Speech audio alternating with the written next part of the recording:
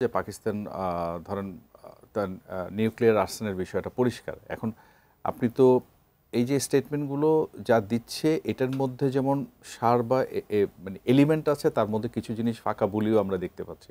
এটা অস্বীকার করার কিছু নাই।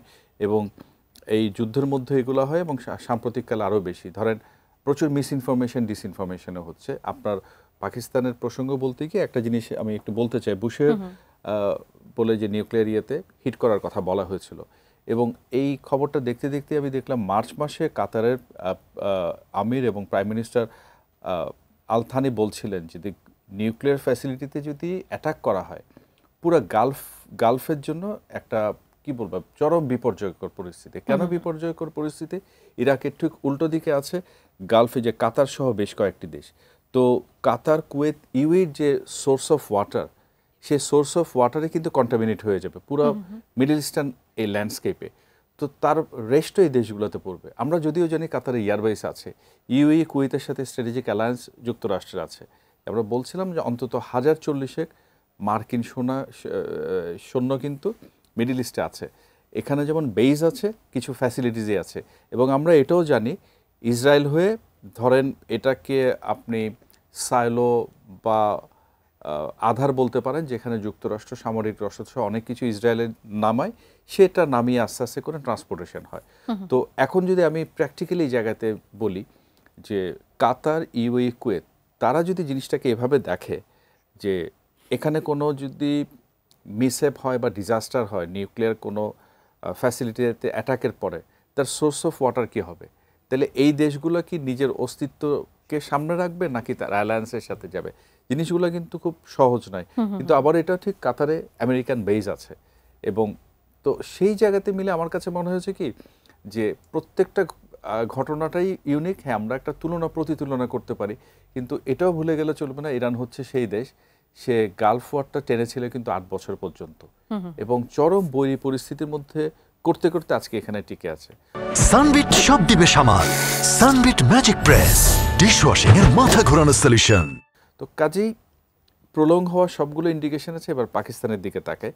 আসিম মুনির যখন ডোনাল্ড ট্রাম্পের সাথে আলোচনা করছেন, এবং আমরা যখন জানি যে পাকিস্তানের সাথে ইরানের বর্ডার আছে, তো সেই জায়গাতে ইরানকে কনভিন্স করা বা ইরানকে রাজি করানো, যুদ্ধ যেমন আছে রাজি করানোর জন্য কিন্তু নানানমুখী তৎপরতা আছে, এটা ভুলে গেলে চলবে না। এখন পাকিস্তানের আর্মি চিফ তার সাথে কথা বলতে গেছেন, আলোচনায় গেছেন, এটিই কিন্তু দেখার আছে যে শেষ পর্যন্ত কতটা মানে এতে ফল দিবে। কারণ একটু আগে উনি বললেন যে ইউরোপিয়ানদের আমরা যেটা দেখতে পাচ্ছি কনক্রিট ডেভেলপমেন্টটা হচ্ছে ইউরোপের দিক থেকে, যে তারা ইরানিয়ান ডেলিগেশনের সাথে আলোচনায় বসে সেই জিনিসটা করবে। এখন কথা হচ্ছে কি, এটা মনে রাখতে হবে যে আমাকে যদি বলেন আমার ব্যক্তিগত অভিমত, সংঘাতের মাত্রাটা প্রতিনিয়ত বাড়তে থাকবে, সংঘাত বলুন যুদ্ধ বলুন, এবং নেগোসিয়েশনে যে কথাটা আমরা বলছি বা আশা করছি, অবশ্যই আমরা আশা করি এবং আমরা সেটা আশা করতেই থাকবো, কারণ আমরা তো শান্তি চাই, যুদ্ধ চাই না।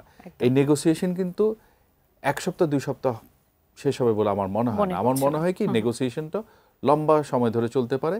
এখন পাকিস্তানের সাথে যে নেগোসিয়েশনের কথা আপনি বলছেন, সেই নেগোসিয়েশনের একটা বড় অংশ হচ্ছে ইরানকে এঙ্গেজ করা না করা নিয়ে।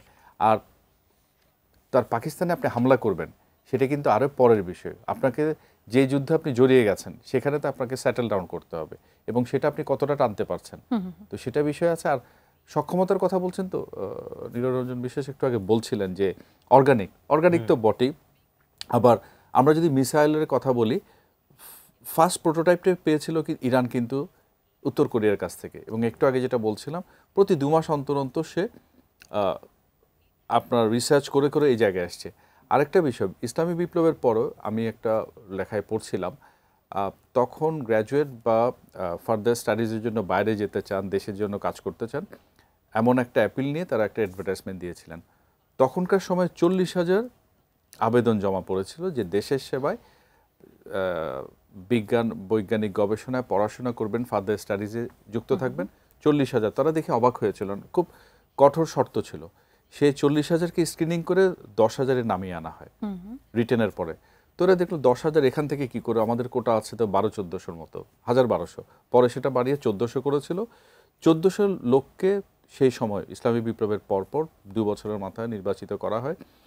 এই 1400 সায়েন্স গ্র্যাজুয়েটের ম্যাক্সিমামকে বাইরে পাঠানো হয় এবং তার মধ্যে উল্লেখযোগ্য সংখ্যক একটা অংশকে পাঠানো হয়েছিল একটা পাবলিক ইউনিভার্সিটি, নাম শুনো ইউনিভার্সিটি অফ চিস্টে বলে, ইটালিতে।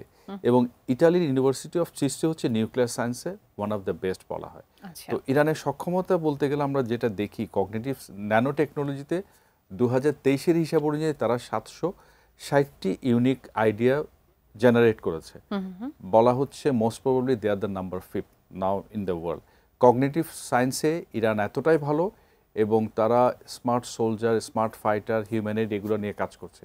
কাজেই ইরানের যে গবেষণাটা, জ্ঞান বিজ্ঞানটা, এটাকে তুচ্ছ করে দেখার উপায় নেই। এই যে অর্গানিক গ্রোথের কথা উনি বলছিলেন, তো দুপক্ষই তো কারো না কারো সাহায্য নিয়েছিল ইরান। কিন্তু ইরানের দিক থেকে অবাক করার বিষয়টা হচ্ছে এত বৈরিতা, এত নিষেধাজ্ঞার পরও সে যেভাবে এগিয়ে গেছে, এটা কিন্তু বিস্ময়ের। এবং এই ইসলামিক রিপাবলিকান গার্ডের টপ লেভেলের অফিসারদের খুন করার পরও দেখা যাচ্ছে থেমে নাই।